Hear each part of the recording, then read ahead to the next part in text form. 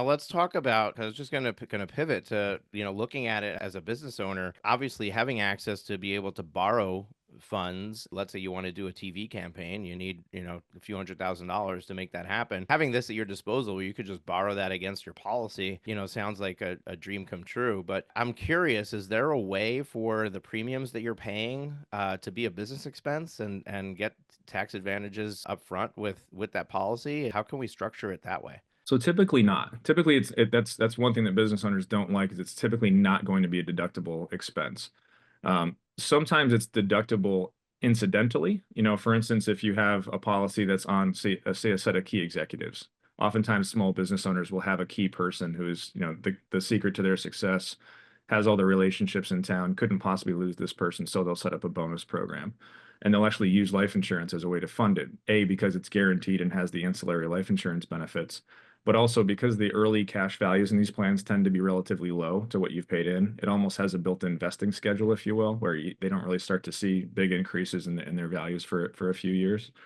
And that's a deduction incidentally, because it's a bonus to the executive.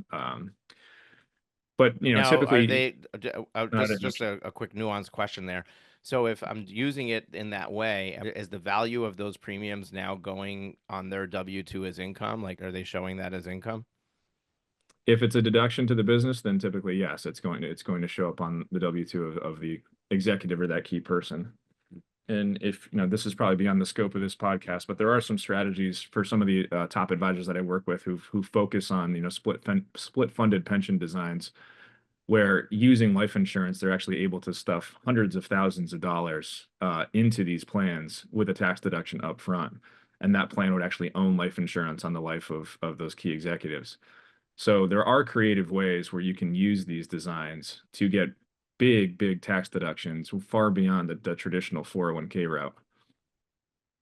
Yeah, no, that is very interesting, and I don't think it goes beyond our podcast because, we've got firm owners who are earning, millions of dollars, and Mhm. these are things that are important. Like we're trying to figure out how do we lower that tax bill and save for retirement, save for the future, build that wealth.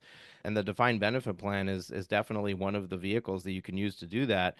And being able to marry that with the life insurance policy makes a lot of sense. If the life insurance policy is owned by the defined benefit plan, do we lose the ability to borrow against it? Does it have an effect there?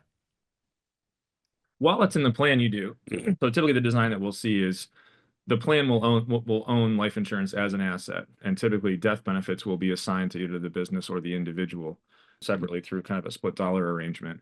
While the employee or owner of the business is operating the business, it is tied up until 59 and a half, just like another qualified plan.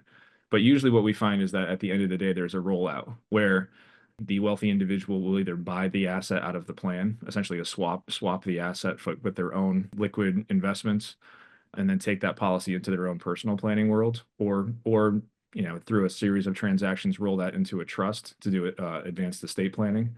So at the end of the day, the policy does become individually owned in most cases by being rolled out to those executives. But during the working years, because of the nature of that in the plan and some of the IRS rules, which frankly are a little bit beyond me, it allows for big tax deductions during those working years. And that's what's so attractive about it to these folks that are just printing money in their businesses and finding ways to not pay the not pay the IRS maximum dollars on it.